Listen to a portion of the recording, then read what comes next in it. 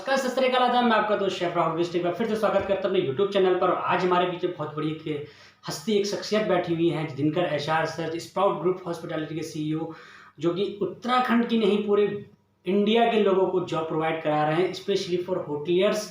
तो हमारा इनसे मिलना तो बिल्कुल ही बनता तो था, क्योंकि हम एक जो है होटलियर है और एक शेफ होने के साथ साथ हम ये चाहते हैं कि हम अपने साथ साथ और भी सही करिए, कई लोगों को जॉब प्रोवाइड करें। तो आज हम मिलते हैं सर से, तो जानते हैं सर के बारे में और इनकी स्प्राउट हॉस्पिटैलिटी के बारे में, किस प्रकार से कार्य करती है और किस प्रकार से जॉब करती हैं।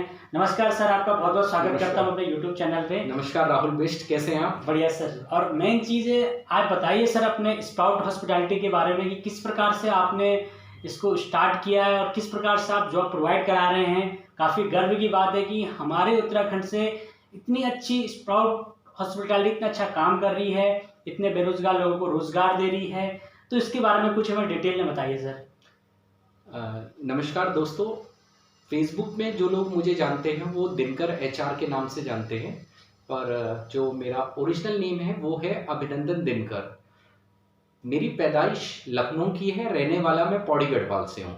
तो लखनऊ में मेरी पैदाइश हुई, तो इसलिए शुद्ध हिंदी का और उर्दू का ज़्यादा प्रयोग करता हूँ। माध्यम मेरे को हिंदी का बहुत अच्छा लगता है। वैसे मेरी जो एजुकेशन हुई है वह केंद्र विद्यालय से हुई है, KVRDSO लखनऊ से।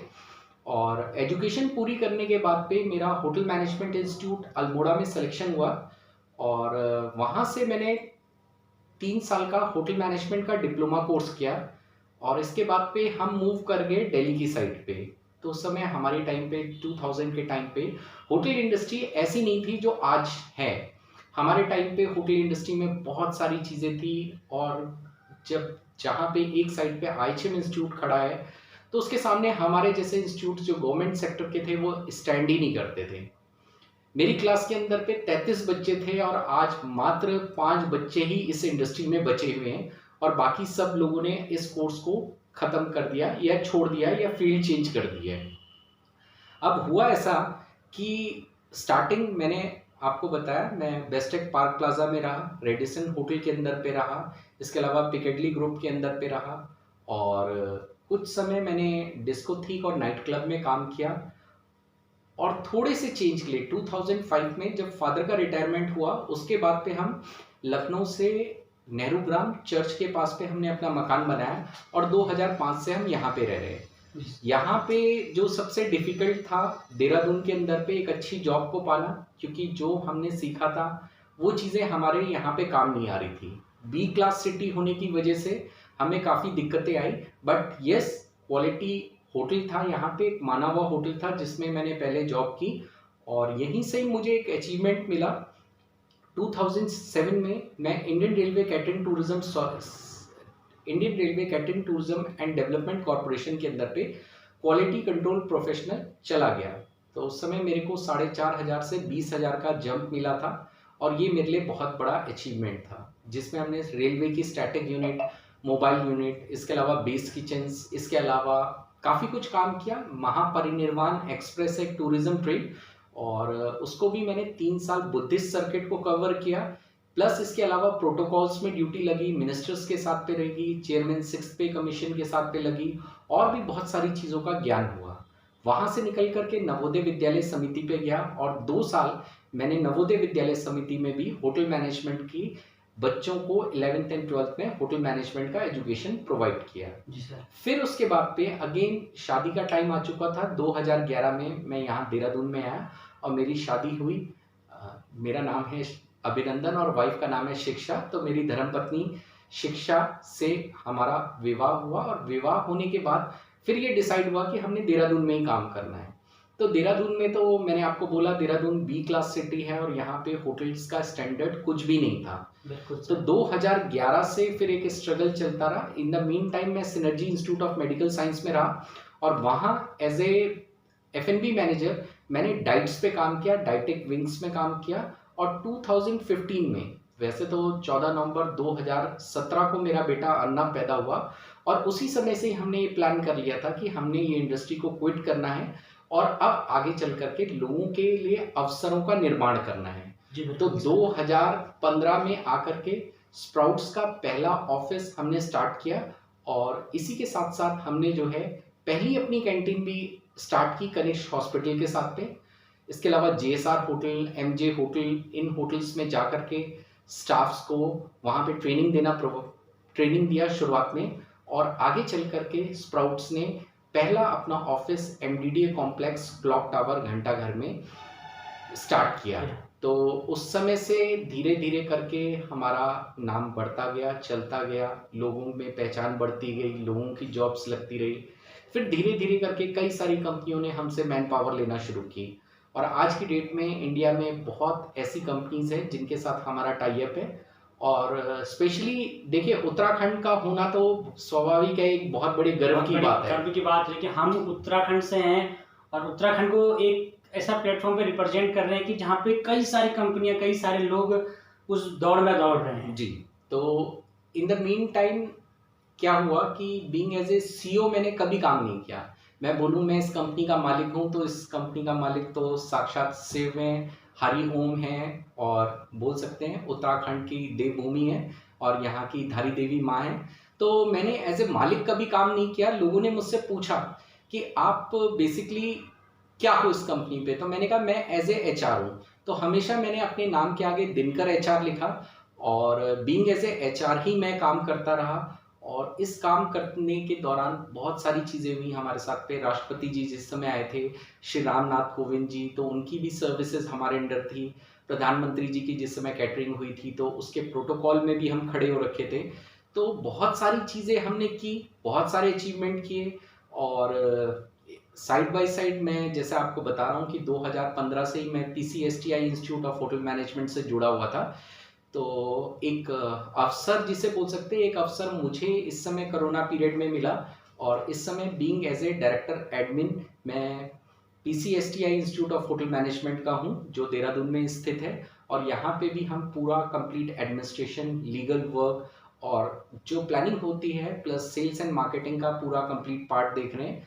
इसके अलावा जो स्प्राउट से रिलेटेड है, स्प्राउट्स को हम नेक्स्ट जनरेशन लेवल पे ले जाना चाहते हैं। और मेरी आशा ये है कि उत्तराखंड के तो प्रत्येक डिस्ट्रिक्ट, प्रत्येक शहर के अंदर पे स्प्राउट्स का एक एक ऑफिस खुलेगा और इंडिया के अंदर प्रत्येक स्टेट के अंदर पे और मतलब जिसे कह सकते हैं A क्लास शहरों के अंदर पे स्प्राउट्स के ऑफिस आपको भविष्य में मिलेंगे ताकि ज़्यादा से ज़्यादा लोगों को रोजगार मिल सके। क्योंकि मेन चीज़, उत्तराखंड एक ऐसा राज्य है जहाँ किसी की पूरे इंडिया को, पूरे वर्ल्ड को, मतलब मास्टर शेफ वगैरह सबसे ज़्यादा होटलियर्स जो है वो 80% 90% उत्तराखंड से हैं। अभी कोविड के चलते काफ़ी सारी परेशानियां आ रही हैं, कई सारे होटल बंद हो चुके हैं, बट उस दौरान भी स्प्राउट हॉस्पिटैलिटी ने अपने जो रोज़गार के अवसर हैं, जो रोज़गार के मार्ग हैं, वो काफ़ी सारे खोल दिए हैं।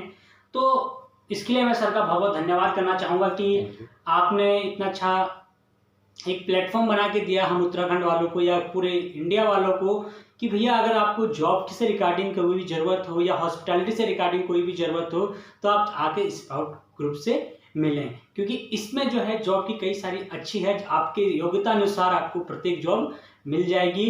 और इसमें ना तो हम किसी को, सर मुझे बताइए कि स्प्राउट हॉस्पिटैलिटी के फ्यूचर प्लान क्या हैं, वो किस लेवल पे काम करने जा रही है?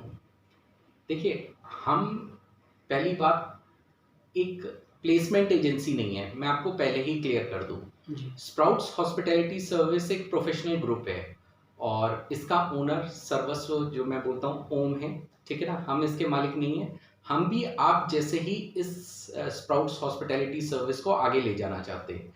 ये एक प्रोफेशनल ग्रुप है और बेसिक ऑब्जेक्टिव तो हमारा जो मिशन और विजन है उसके बारे में हम थोड़ा सा आपको फोकस करना चाहते हैं। स्प्राउट्स अभी बेसिक स्ट्रक्चर में काम कर रहा है, आगे चल करके भविष्य में sprouts institute of hotel management बहुत जल्दी हम कोशिश कर रहे हैं इसको स्टार्ट करने के लिए। तो हमारा एक अपना इंस्टीट्यूशन होगा sprouts institute of hotel management. 4 धाम यात्रा को हम स्टार्ट कर रहे हैं। शेफ राहुल बिष्ट आपको पहले से ही पता है कि मैं अभी प्लान भी कर रहा हूं कि जो सात्विक भोजन है उसके ऊपर पे, सात्विक आहार के ऊपर पे एक YouTube चैनल स्टार्ट करना है। और बेसिक ऑब्जेक्टिव ये है कि मैं एक जो हमारे उत्तराखंड के जितने भी बच्चे हैं ना, उनके अंदर पे एक स्किल डेवलपमेंट की भावना जागृत करना चाहता हूँ। एजुकेशन का मेन मकसद क्या है कि एजुकेशन, लोग सोचते हैं कि हम साइंस ले लें, हम कॉमर्स स्ट्रीम ले लें, हम ये बन जाए वो बन जाए। एजुकेशन का मेन मकसद ये है कि आपके अंदर स्किल्स को पैदा करना। सरकार 135 करोड़ की आबादी में किस किस को नौकरी देगी? हम हर चीज के लिए सरकार के ऊपर पे भांडा फोड़ते हैं। मेरा ये ऑब्जेक्टिव नहीं है। मेरा सिर्फ उद्देश्य ये है कि हम आगे चल करके, या आज भी जैसे हम इंटरव्यूज लेते हैं उस दौरान भी हमारा ऑब्जेक्टिव सिर्फ इतना रहता है कि हम जॉब दिला पाए ना दिला पाए, पर उसके अंदर पे एक ऐसा स्किल पैदा कर दें कि उसको मेरी नहीं ना जरूरत पड़े, और हमारे जैसे पता नहीं कितने वो स्प्राउट्स पैदा कर सके। तो ये ऑब्जेक्टिव के साथ पे अभी हम चल रहे हैं। और भी बहुत सारे फ्यूचर प्लान्स हैं। हम चाहते हैं कि अपना न्यूज़ चैनल भी लाएं, अपना फूड ब्लॉग भी लाएं।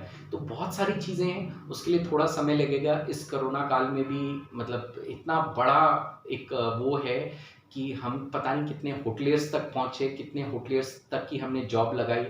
तो आज भी लगा रहे हैं और लगातार करते रहेंगे। उद्देश्य सिर्फ इतना है कि ज़्यादा से ज़्यादा लोगों तक के बीच में स्प्राउट्स हॉस्पिटैलिटी सर्विस पहुँचे और ज़्यादा से ज़्यादा लोगों को रोज़गार दे सके। सहयोग सरकार का भी चाहिए, कहीं ना कहीं उत्तराखंड गवर्नमेंट का चाहिए। अभी जो प्रेजेंट हमारे देश के प्रधान सेवक हैं श्री नरेंद्र भाई मोदी जी, मेरी उनसे भी गुजारिश है कि हमारे जैसे प्लेसमेंट एजेंसीज को अगर आप लोगों का सपोर्ट मिलेगा तो शायद हो सकता है कि हम और बेहतर करेंगे और लोगों को ज़्यादा से ज़्यादा रोज़गार दे सकेंगे। प्राइवेट सेक्टर में काम करने का फ़ायदा ये है कि आप डेवलप होते हो। गवर्नमेंट सेक्टर के अंदर पे स्टैग्नेंसी आ जाती है।